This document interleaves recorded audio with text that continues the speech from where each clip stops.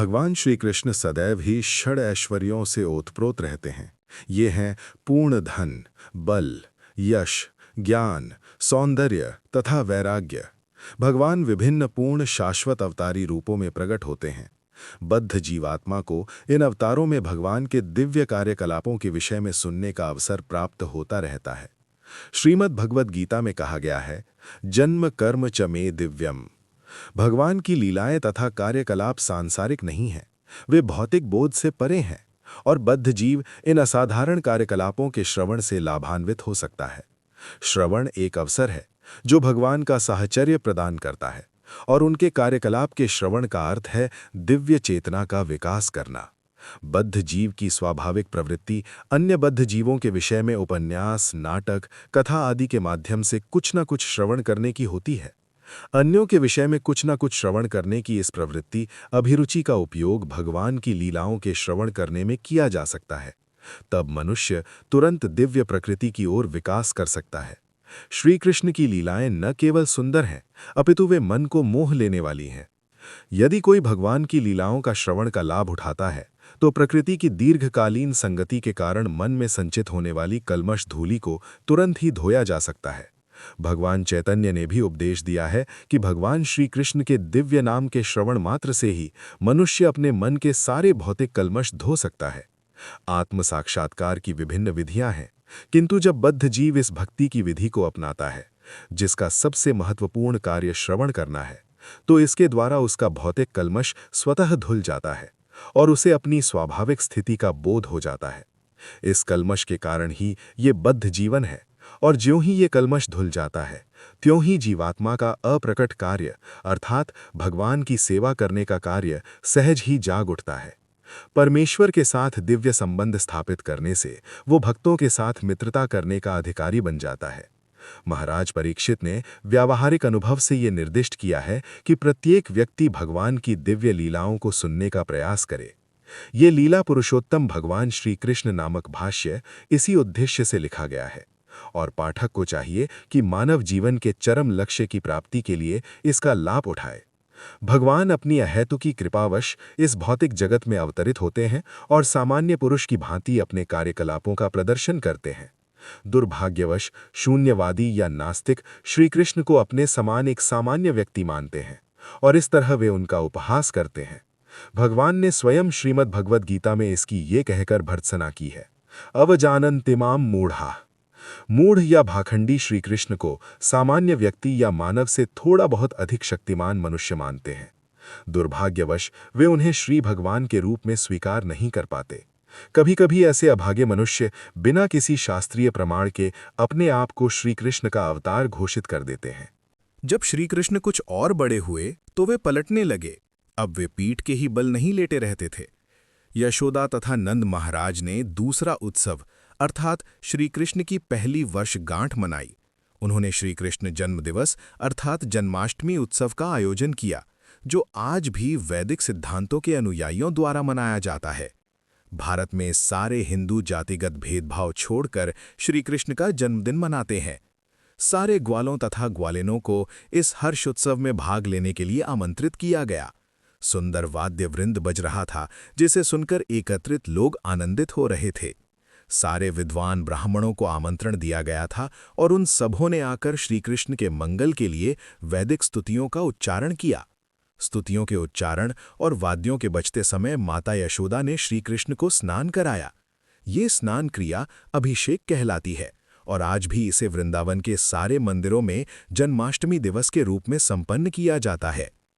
इस अवसर पर माता यशोदा ने प्रभूत अन्न राशि का वितरण किया और विद्वान पूज्य ब्राह्मणों को दान में देने के लिए स्वर्णाभूषणों से सज्जित उत्तम गायें तैयार की गई। यशोदा ने स्नान करके सुंदर वस्त्र धारण किए और वे भली भांति नहलाए और सज्जित बालक कृष्ण को अपनी गोद में लेकर ब्राह्मणों द्वारा उच्चरित वैदिक स्तुतियां सुनने के लिए बैठ गईं। वैदिक स्तुतियां सुनते सुनते कृष्ण को गहरी नींद लग गई, अतः माता चुपके से जाकर उन्हें बिस्तर पर लेटा आईं। इस शुभ अवसर पर सारे मित्रों, संबंधियों तथा वृंदावन वासियों का स्वागत करने में व्यस्त रहने के कारण यशोदा जी बालक को दूध पिलाना भूल गईं। बालक भूख के मारे रो रहा था, किंतु जनरव के कारण वे बालक की रोना न सुन पाईं। अतः बालक अत्यंत क्रुद्ध हुआ, क्योंकि वो भूखा था और माता उसकी ओर ध्यान नहीं दे रही थीं। अतः वो अपनी टांगें ऊपर उठाकर चरण कमलों को सामान्य बालक की तरह पटकने लगा। बालक कृष्ण को एक छकड़े के नीचे रखा गया था, और जब वे अपने पांव पटक रहे थे तो अकस्मात उनका पांव छकड़े के पहिए से छू गया, जिससे वो छकड़ा चूर चूर हो गया। इस छकड़े पर अनेक प्रकार के पात्र तथा पीतल तथा अन्य धातुओं की बनी थालियां संचित थीं, और वे सब धड़ाम से नीचे गिर गईं। छकड़े का पहिया धुरे से निकल गया और पहिए के सारे आरे टूटकर इधर उधर छितर गए। माता यशोदा तथा समस्त गोपियां एवं नंद महाराज तथा सारे ग्वाले आश्चर्यचकित थे कि ये छकड़ा किस तरह स्वतः टूट गया। इस पावन उत्सव में समागत सारे स्त्री तथा पुरुष छकड़े के चारों ओर एकत्र हो गए और सुझाव देने लगे कि ये छकड़ा किस तरह टूटा होगा, किंतु कोई भी इसका कारण नहीं जान पाया। हाँ, कुछ छोटे छोटे बच्चों ने, जिन्हें नन्हे श्रीकृष्ण के साथ खेलते रहने का काम सौंपा गया था, भीड़ को बताया कि पहिए में श्रीकृष्ण का पांव लग जाने से ऐसा हुआ है। बालकों ने भीड़ को आश्वस्त किया कि उन्होंने अपनी आंखों से देखा है कि वो सब कैसे हुआ है, और वे सब इसी पर बल दे रहे थे। कुछ लोग तो ध्यान से छोटे बच्चों के बयान सुन रहे थे, किंतु दूसरों ने कहा, आप इन बच्चों के कहने पर कैसे विश्वास कर सकते हैं। ग्वाले तथा ग्वालिने ये जान पाए कि सर्वशक्तिमान भगवान वहां बाल रूप में लेटे हुए थे और वे कुछ भी करने में समर्थ थे। संभव तथा असंभव दोनों ही उनके वश में थे। जब इस तरह विवाद चल रहा था तो बालक कृष्ण रो पड़े। माता यशोदा ने बिना प्रतिवाद के बालक को अपनी गोद में उठा लिया और भूत प्रेत दूर करने के लिए वैदिक स्तुतियों का उच्चारण कराने के लिए विद्वान ब्राह्मणों को बुलाया। साथ ही वे बच्चे को दूध भी पिलाती रहीं। यदि बालक अपनी माता का दूध ठीक से पीता है तो ये समझा जाता है कि बच्चे को कोई खतरा नहीं है। तत्पश्चात समस्त बलिष्ठ ग्वालों ने टूटे छकड़े को ठीक किया और इधर-उधर बिखरी वस्तुओं को पूर्ववत रख दिया। फिर ब्राह्मणों ने यज्ञ की अग्नि में घी, दही, कुश तथा जल की आहुतियां दी। उन्होंने बच्चे के मंगल के लिए श्री भगवान की पूजा की। वहां पर उपस्थित सारे ब्राह्मण सुपात्र थे, क्योंकि वे ईर्ष्याहीन थे। उन्होंने कभी असत्य भाषण नहीं किया था। वे घमंडी नहीं थे।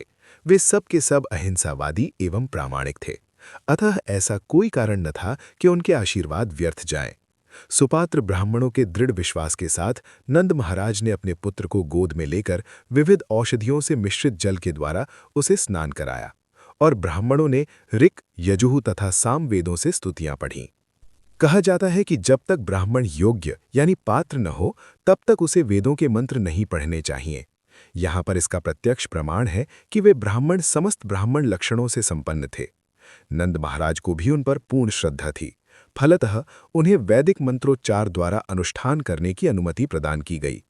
यद्यपि विभिन्न कार्यों के लिए भिन्न भिन्न प्रकार के यज्ञों का विधान है, किंतु सारे मंत्रों का उच्चारण सुपात्र ब्राह्मणों द्वारा ही होना चाहिए। चूंकि इस कलिकाल में ऐसे सुपात्र ब्राह्मण उपलब्ध नहीं है, अतः समस्त वैदिक यज्ञानुष्ठान वर्जित हैं। इसीलिए श्री चैतन्य महाप्रभु ने इस युग के लिए केवल एक प्रकार के यज्ञ की संस्तुति की है, और वो है संकीर्तन यज्ञ, अर्थात हरे कृष्ण महामंत्र का जाप। जब ब्राह्मणों ने वैदिक स्तुतियों का उच्चारण किया और दूसरी बार विधि विधान संपन्न कराया, तो नंद महाराज ने पुनः उन्हें प्रभूत अन्न तथा गायें दान में दी। दान दी गई सारी गायें सुनहरे गोटों वाले वस्त्रों से आभूषित थीं। उनके खुर चांदी के पत्रों से मढ़े थे। उनके सींग सुनहरे छल्लों से सजाए गए थे और उनके गलों में फूलों के हार पड़े थे। उन्होंने अपने सुंदर पुत्र के कल्याणार्थ अनेक गायों का दान किया, और बदले में ब्राह्मणों ने हार्दिक आशीर्वाद दिया। ब्राह्मणों द्वारा प्रदत्त ये आशीर्वाद कभी निष्फल नहीं हो सकते थे। एक दिन इस उत्सव के तुरंत बाद जब माता यशोदा बालक को अपनी गोद में लेकर दुलार रही थीं, तो बालक बहुत भारी लगने लगा और वे उसे उठाने में असमर्थ अनुभव करने लगी। अतः उन्होंने इच्छा न होते हुए भी उसे जमीन पर बिठा दिया। थोड़ी देर बाद वे गृह कार्य में व्यस्त हो गईं। उसी समय कंस का एक भृत्य, जिसका नाम तृणावर्त था, कंस के आदेश अनुसार बवंडर के रूप में वहां प्रकट हुआ। उसने बालक को अपने कंधे पर चढ़ा लिया और सारे वृंदावन के ऊपर एक भारी अंधड़ उत्पन्न कर दिया। फलस्वरूप सारे लोगों की आंखें धूल से भर गईं और संपूर्ण वृंदावन क्षेत्र इतने गहन अंधकार से पूर्ण हो गया कि कोई किसी को नहीं देख सकता था। इस महान उत्पात के समय माता यशोदा को अपना बालक नहीं दिखाई पड़ा, क्योंकि उसे तो बवंडर उड़ा ले गया था। अतः वे करुणा करके रोने लगीं। वे पृथ्वी पर उसी प्रकार गिर पड़ीं जिस प्रकार बछड़ा खो जाने पर गाय गिर पड़ती है। जब यशोदा इस तरह विलाप कर रही थीं, तो सारी ग्वालिनें तुरंत वहां आ गईं और बालक की खोज करने लगी, किंतु वे बालक को नहीं पा सकी, अतः निराश हो उठीं। तृणावर्त दानव बालक कृष्ण को कंधे पर उठाकर आकाश में बहुत ऊपर चला गया था, किंतु बालक ने अपना भार इतना बढ़ा लिया कि सहसा वो और ऊपर नहीं जा सका, अतः दानव को अपना उत्पात बंद करना पड़ा। बालक कृष्ण ने अपना भार बढ़ाते हुए तृणावर्त की गर्दन पकड़ ली और वो भारे से दबने लगा। तृणावर्त को लग रहा था कि ये बालक मानो विशाल पर्वत हो। वो उसके चंगुल से निकलने का प्रयास करने लगा, किंतु ऐसा नहीं कर पाया। उसके नेत्र गोलक बाहर निकल आए। वो चीत्कार करता हुआ वृंदावन की भूमि पर गिरकर मर गया। ये असुर शिवजी के बाणों से बिंधा त्रिपुरासुर के ही समान गिर पड़ा। वो पथरीली भूमि पर गिरा था, अतः उसके अंग प्रत्यंग क्षत विक्षत हो गए। उसका शरीर समस्त वृंदावन वासियों को दिखाई देने लगा। जब गोपियों ने असुर को मरा हुआ तथा बालक कृष्ण को उसके शरीर के ऊपर प्रसन्नतापूर्वक खेलते देखा, तो उन्होंने अत्यंत प्रेमपूर्वक उसे उठा लिया। सारे गोप तथा गोपिकाएं अपने प्राण प्रिय श्रीकृष्ण को पाकर अत्यंत प्रमुदित हुई। उस समय वे परस्पर बातें करने लगी कि ये कितने आश्चर्य की बात है कि ये असुर इस बालक को खा जाने के लिए लेकर भागा था, किंतु ऐसा नहीं कर पाया, उल्टे वो गिरकर मर गया। उनमें से कुछ ने इस परिस्थिति के समर्थन में कहा, ये उचित ही हुआ, क्योंकि जो पापी होते हैं वे अपने पाप फल से मर जाते हैं। ये बालक पवित्र है, इसलिए सभी प्रकार की विपदाओं से बच सका है। हमने भी पूर्व जन्म में अवश्य ही महान यज्ञ किए होंगे, श्री भगवान की पूजा की होगी, प्रभूत संपत्ति का दान दिया होगा और जनता का कल्याण किया होगा। ऐसे पुण्य कार्यों के फलस्वरूप ही ये बालक इस संकट से बच सका है। वहां पर संवेद गोपियां परस्पर कहने लगीं, पूर्व जन्म में हमने कैसी तपस्या की होगी।